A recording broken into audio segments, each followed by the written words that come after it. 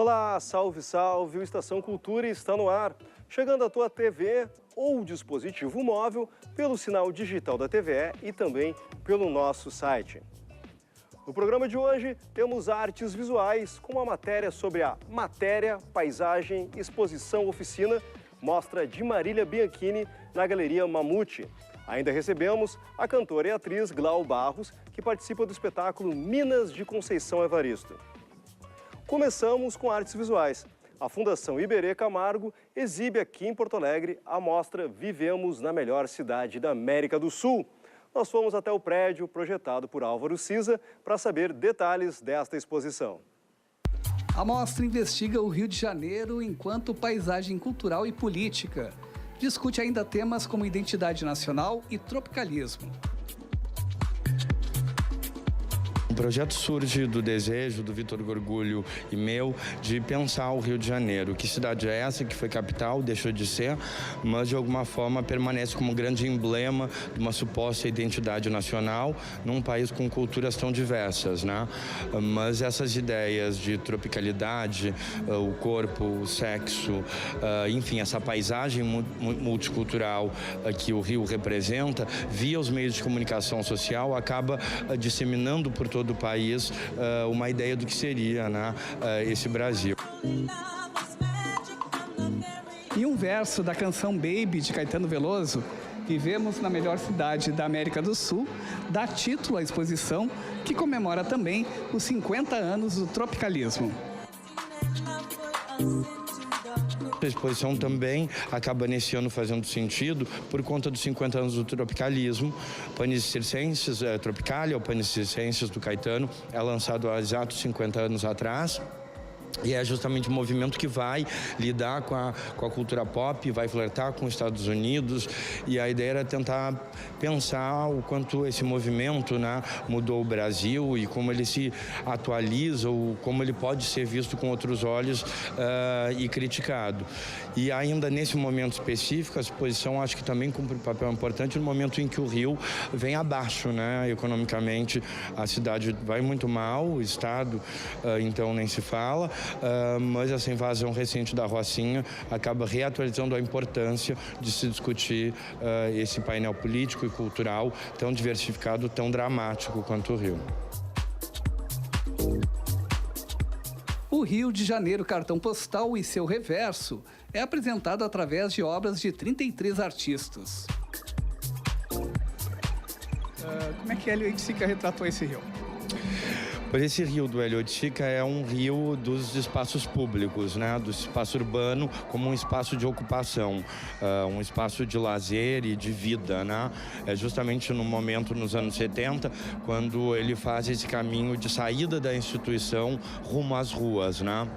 E ali a hipótese do apocalipse, ou apocalipopótese, que foi essa ação, esse happening que ele faz, envolve outros artistas como a Lígia Pape, com seus ovos, né, de onde rompem pessoas, e também ele vai chamar a Mangueira, né, músicos da Mangueira para tocarem no espaço público. É justamente um rio, né, que está em contato direto com o mundo exterior. E no que diz respeito à Tropicalia de Hélio Oiticica, que é justamente a instalação que vai dar nome ao disco do Caetano Veloso, onde está gravado Baby, e que acaba organizando toda essa exposição. Esse filme, ou esse happening, né, vai justamente levar adiante uma proposição que começa com Tropicalia, vai adiante com Apocalipopótese e depois ganha corpo com Éden, quando ele faz uma montagem em Londres. Então esse é um trabalho seminal para a exposição. Baby está tocando em algum momento dele. E sinaliza o tropicalismo não apenas a partir da música, mas também das artes visuais. Esse é um estudo, é um exercício criativo do Sérgio Bernardes, esse arquiteto que vai explorar o Rio como uma potência de futuro para o Brasil, né? Então se chama Rio do Futuro, e ele vai ironizar a própria ideia de um futuro para o Brasil ou de um Rio de Janeiro. Isso de alguma maneira se relaciona a esse mito constantemente reatualizado, né, do Brasil, o país do futuro, que se deu no passado e agora em anos recentes também, mas vai explorar essa paisagem ficcional de uma cidade em construção. E o Rio é uma cidade que passou por sucessivos projetos, né? Alguns que foram levados a cabo, como o Aterro do Flamengo, né? O Lacerda e a sua ideia de domar o oceano, mas também antes disso com o Le Corbusier, que pretendia construir uma grande highway que atravessava todo o Rio de Janeiro, e isso envolveria a implosão de alguns morros. E no Sérgio Bernardes um pouco está sintetizada esse delírio desse país que mira o futuro e nunca alcança.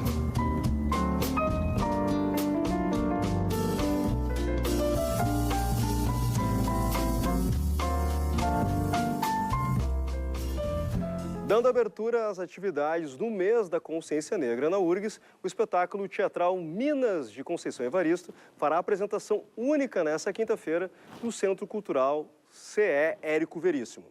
Bom, no palco, as atrizes gaúchas Glau Barros e Vera Lopes, ao lado das atrizes e cantoras e percussionistas baianas Emily Lapa e Alexandra Pessoa, encenam poesias musicadas da escritora mineira Conceição Evaristo. Olá, Glau, está aqui conosco para conversar um pouco sobre a concepção desse espetáculo que nasce aqui no Rio Grande do Sul mesmo, né, Glau? Tudo bem, Luiz? Olá. Pois é, esse espetáculo Minas de Conceição Evaristo é um espetáculo poético-musical que a gente estreou em 2007, na vinda da Conceição Evaristo na Feira do Livro daquele ano. Então, é um espetáculo idealizado pela atriz Vera Lopes, gaúcha, que referência nossa, né? E era um outro grupo que fazia parte desse espetáculo. Então, 2017, 10 anos depois, a Conceição Evaristo faz parte da programação de ocupação do Itaú Cultural.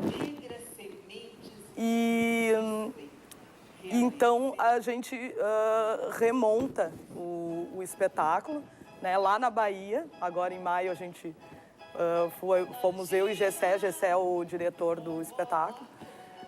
E também iluminador. Então a gente vai à Bahia, remonta o espetáculo e traz alguns outros elementos, como vídeos enfim, outras músicas que não estavam na época. E fizemos uma pré-estreia na Bahia e depois na ocupação Conceição Evaristo lá em São Paulo, no Itaú Cultural. Bom, daí essas imagens são dessa apresentação de vocês em São Paulo, né? Em São Paulo, no Espaço Itaú Cultural. Bom, lá, passando por esses espaços em outros territórios aqui do Brasil, vocês estabeleceram outros contatos, que agora esses contatos também fazem com que outras atrizes venham a Porto Alegre também para participar do evento. É um espetáculo com, no mínimo, 3 sotaques, que a gente diz, né? Gaúcho, baiano e mineiro pela Conceição, né? Pelas palavras da Conceição. E elas, então, estão vindo, chegam aqui amanhã e acho que pela primeira vez estão vindo aqui no Sul. E a gente apresenta, então, amanhã no Centro Cultural Érico Veríssimo, ali na Andradas. E após, no outro dia, na sexta-feira, então, também tem algumas atividades em que elas vão ministrar oficinas aqui Aí vai ser no Centro de Referência do Negro, ali na Ipiranga. Bom, e como é que funciona o espetáculo, que tem a direção do Gessé Oliveira também? Como ele é apresentado no palco? Vocês pegam algumas dos poemas da Conceição Evaristo e trazem para uma dramaturgia. Ele não é só apresentado musicalmente, ele é musicado, mas tem uma dramaturgia. Como funciona? Tem. Os poemas do espetáculo, muitos deles são do livro Poemas da Recordação e Outros Movimentos, da Conceição Evaristo. E, então, entre os poemas, além da movimentação cênica que se faz pelo que está dito no poema, também tem músicas que casam com o poema e que vão fazendo essa narrativa ao longo do espetáculo. e são executados todos ao vivo, né? Tocados e cantados ao vivo. Bom, a temática da Conceição Evaristo, gostaria que tu falasse um pouco por que também dessa importância de estar trabalhando a Conceição Evaristo e também da Conceição Evaristo que volta a Porto Alegre também durante a Feira do Livro, né? Isso, ela volta agora em novembro. A temática, nós somos um grupo de mulheres negras, né? E a temática da Conceição é baseado nesse universo da feminilidade da mulher negra, dos seus conflitos, né? Muitas histórias de vida, vivências dela, né? Que casam muito com a nossa vivência também, né? Então, a Vera, que há bastante tempo pesquisa a obra da Conceição, fez então esse espetáculo, idealiza esse espetáculo para trazer essas temáticas todas para o palco de uma forma cheia de música, leveza, quando pode ser leve, né? Enfim, é por aí. Bom, e esse espetáculo também está gerando uma série de desdobramentos, né? Além do espetáculo que acontece no Centro Cultural Érico Veríssimo, da CE, ali na Andradas, no dia 26, na quinta-feira, às 20 horas. Também tem a oficina de pandeiro com a Emily Lapa e a oficina de percussão baiana com a Alexandra Pessoa, lá no Centro de Referência do Negro, na Avenida Ipiranga, das 13 às 15, com entrada franca, com o número de participantes limitado a 20. Depois, tem a oficina Versos no Palco, Poesia Negra e sua multiplicidade, com a Vera Lopes, que acontece também na sexta-feira no Centro de Referência do Negro, entre as 15 e as 17, também com entrada franca. E também tem uma conferência de abertura do Novembro Negro da URGS, com o tema O Negro no Teatro Brasileiro, aí com a participação das atrizes e cantoras as baianas Emily Lapa e Alexandra Lopes, com as atrizes gaúchas Glau Barros e a Vera Lopes, e também com o diretor teatral Gessé Oliveira e a mediação do historiador Marcos Vinícius. Importante estar falando sobre isso e importante também estar se dando ouvido às pessoas que trabalham com o teatro e essa ideia da representatividade. Tu, o Gessé, há um bom tempo já trabalham com isso, Gessé, principalmente, né, montando espetáculos como Oristeia e o Grupo Caixa Preta. Como é que é para ti participar dessa mesa, para colocar um pouco dessas experiências, ainda sendo mulher, né, que é um contexto mais amplo ainda das dificuldades dentro de fazer teatro aqui no Rio Grande do Sul, né? Sim, verdade. Vai ser um debate importante e também importante que toda essa programação está começando também um pouco antes do novembro, né? Que novembro a gente diz que a gente trabalha bastante, mas também a gente precisa trabalhar nos outros meses, né? Então as coisas acontecem quase todas em novembro. Então, acontecendo agora, a gente espera que o público venha e debata com a gente essas questões, né? E nós, como o Gessé, a Vera Lopes, participantes do Caixa Preta, grupo já que vem aí fazendo um trabalho desde 2002, né, trazendo para o palco espetáculos e textos universais, mas dentro da nossa estética, né, da estética negra, da religiosidade negra, trazendo para a cena isso. Então, a gente vai fazer uma conversa com o público, mostrando tanto as dificuldades que a gente encontra, mas também o quanto de êxito a gente tem fazendo esse teatro entre nós, entre os pares, né? É mais ou menos isso. O quanto isso tem formado novos grupos, isso tem movimentado a cena e tem transformado, né? Desde... Exatamente. Lá de Hamlet sincrético Isso, desde cá, o muita Hamlet coisa sincrético, muitos grupos se formaram, muita gente encontrou aí nessa caminhada, né? E que hoje continuam, a gente hoje não está ensaiando nada, mas participa, a gente vê o pessoal participando e trocando. Eu acho que foi um grupo que um pouco assim divisor de águas aí no teatro negro aqui no Sul, né? Certo, Glau. Então fica o convite aí, Minas de Conceição Evaristo, na quinta-feira, a partir das 20 horas, Centro Cultural CE Érico Veríssimo, Rua das Andradas, 1223. Tem mais informações no Facebook que apareceu aí, facebook.com do CRDH URGS. Certo? Obrigado, Glau. Eu que agradeço, obrigada. Bom, e vamos de música. Nossa próxima dica é o show de Alceu Valença, aqui na capital. O espetáculo Anjo de Fogo revisita os sucessos do pernambucano desde os anos 70 até hoje. A apresentação acontece no dia 25 de novembro, no Auditório Araújo Viana, e é um dos seus maiores clássicos, a música Anunciação, que a gente vai para o intervalo, mas já voltamos. No teu cavalo deito já pela o vento, e o sol quarando nossas roupas no ar. Sou eu, na brulha das paixões que vem.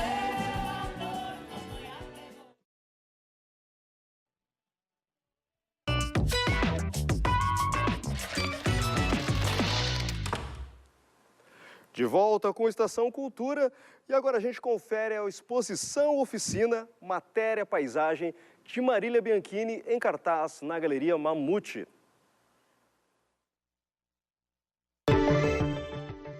As imagens fotográficas de Marília Bianchini são impressas em diferentes materiais e suportes. Marília, o que você apresenta aqui nessa exposição Matéria Paisagem? Nessa exposição tem um conjunto de trabalhos bastante diversificado, se tu for pensar em técnica, mas tem uma temática comum, um procedimento parecido em alguns, e todos têm uma questão de tempo. Por exemplo, tem esses, né, que são narrativas, né, como esse do navio, como aquele da nuvem, em que tem uma clara passagem de tempo, porque são um conjunto de fotografias, como se fosse uma historinha, né, uma narrativa, e tu vê assim, o navio está passando, ou a nuvem está modificando no tempo. Nos outros trabalhos, no papel artesanal, a questão do tempo está presente no processo de fabricação deste papel. Vários têm a imagem, por exemplo, uma paisagem, uma questão também de tempo de contemplação, né, da paisagem, e também tem esse tempo de fazer, né? Então essa prolongação do tempo está no processo de fazer o papel que vai receber essa imagem. Nessa obra aqui que a gente pode ver de papel, assim, como é que são os procedimentos? Que tipo de papéis? Nesses papéis aqui, o que tem de azul neles é, na verdade, o tingimento do algodão que eu usei eles, né? Eles eram uma calça jeans que eu transformei o algodão dessa calça em papel. Então, o azul que tem aqui, no caso, era da calça jeans. E o branco é de papel mesmo, papel reciclado, que então ficou branco. E daí, por exemplo, assim, onde tem a mistura de branco com azul é porque tem o papel reciclado e as fibras de algodão misturadas. A impressão é feita pela própria artista numa impressora multifuncional jato de tinta. Que eu já aprendi a lidar com ela para como ela aceitar o meu papel e como também pelo tamanho, né? Porque ela é comum, assim, é uma boca 4. Então eu tenho maneiras de dobrar o papel, de fazer com que ele caiba e jogar a imagem nele.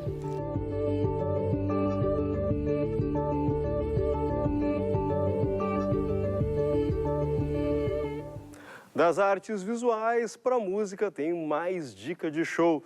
Desta vez com o cantor e compositor Oswaldo Montenegro, que volta a Porto Alegre com o espetáculo Nossas Histórias. No repertório, os clássicos de Montenegro são interpretados junto da flautista Madalena Salles, seguindo uma parceria de 40 anos. A apresentação acontece no dia 16 de novembro no Teatro do Bourbon Country. Eu conheço o medo de ir embora, embora não pareça, a dor vai passar. Lembra se puder, se não der esqueça, de algum jeito vai passar.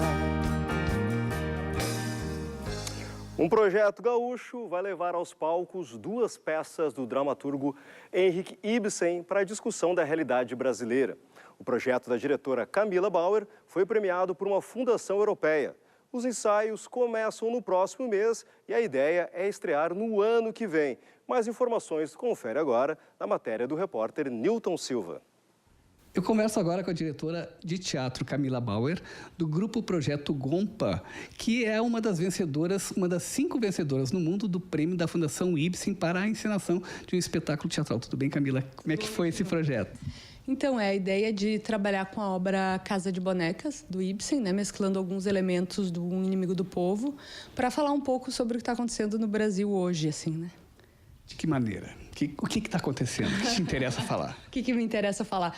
Bom, a gente teve, né, durante todo esse processo do impeachment, né, essa relação do Bela Recatada e do Lar de um lado, toda uma misoginia que teve envolvida, né, tanto dos protestos contra a Dilma. Teve uma coisa que me chocou, né, a gente falando muito desse feminicídio que não para de crescer no Brasil, que era um adesivo colado no carro, quando a pessoa vai abastecer, colocar gasolina da Dilma sendo estuprada, né, violada. E daí eu fiquei pensando, para além de qualquer posicionamento político que a pessoa possa ter, visão de direita, de esquerda, do que for, a forma que as coisas foram acontecendo, né? O fato de ter uma mulher que é presidente da República num país totalmente machista, patriarcalista, né? Então, como que a gente lida com tudo isso? E me colocando muito nesse lugar de mulher, assim, né? De como que isso tudo foi conduzido, né? A partir dessa ótica. E me lembrando sempre do Inimigo do Povo e da Casa de Bonecas, né? Essa construção de um inimigo público, digamos assim, e desse lugar que se espera da mulher como a boneca do lar. Enquanto ela é a boneca, tá tudo bem. Quando ela decide tomar um posicionamento político e assumir, né, a vida pública da cidade, do país, no caso, como que isso tudo vai sendo encarado, né? E esse prêmio da Fundação Ibsen, ele propõe, então, a encenação de um espetáculo, né? E você foi uma das 5 ganhadoras no mundo, né? Como é que chegou para ti essa notícia? Pois é, quando me telefonaram, porque é por telefone, né, que eles nos dão a notícia, eu fiquei em dúvida se eu tinha entendido, né? Eu disse, pode me confirmar as informações por e-mail, porque era em inglês, fiquei pensando, será que é isso mesmo? Será que a gente ganhou esse projeto, né? E são projetos 5, né? É um da Índia, o nosso, um da Colômbia, um da Grécia e um da Noruega, Noruega-Suécia, uma coprodução. Eles têm todos esse caráter político muito forte, né? Que é a marca dos textos do Ibsen. E a Fundação Ibsen tenta manter vivo esse espírito, né? De como que o Ibsen pode ser pensado hoje, né? A partir das problemáticas que ele traz de corrupção, que são muito fortes na obra dele, conflitos éticos, morais, e essa questão, né, da mulher, o lugar da mulher. A Casa de Bonecas foi identificada por vários teóricos, né, pensada por vários como o primeiro texto que coloca essa revolução da mulher que abandona o lar, os filhos, né, e tenta se encontrar enquanto pessoa mesmo, né, enquanto pessoa política também, enquanto ser humano, né? Então, são projetos todos que estão voltados para essas questões. Camila, o projeto já está começando? Quando começam os ensaios? Como é que está a produção? Então, amanhã a gente tem a primeira reunião com o elenco, né, para eu explicar para eles também algumas questões. Algumas pessoas já sabiam, quando eu fiz a concepção, algumas pessoas do elenco, da trilha sonora, o Álvaro, né, que vai fazer a trilha, já sabia desde o início também. Outros foram convidados depois, então, para se juntar ao projeto. Amanhã a gente começa, então, a mover isso. E a ideia é que os ensaios iniciem em novembro. Novembro até julho, eu acho. Talvez em julho a gente já estreie. Como é a tua proposta de encenação? Então, a ideia, assim, o Ibsen, ele tem essa atualidade temática muito forte, mas tem uma coisa de linguagem que é do final do século XIX, né? Uma linguagem de teatro realista. Então, o que eu pretendo fazer e quero é mesclar isso. A proposta do projeto é reescrever essas obras, né, a partir de elementos de teatro documentário, discursos políticos, elementos de dança fortes, né, narrativa em terceira pessoa. Então, é como contar essas histórias, mas de um modo muito descontraído, muito leve em relação à própria dramaturgia mesmo, de brincar com essa dramaturgia. A gente tem uma relação bem livre com o texto do Ibsen, né, de tentar atualizar isso ao máximo, especialmente do ponto de vista da forma da linguagem, por meio da dança, de vídeos, de diferentes elementos da contação de história mesmo, né? Este mês vocês participam de um encontro, né, na Noruega para apresentar esse projeto.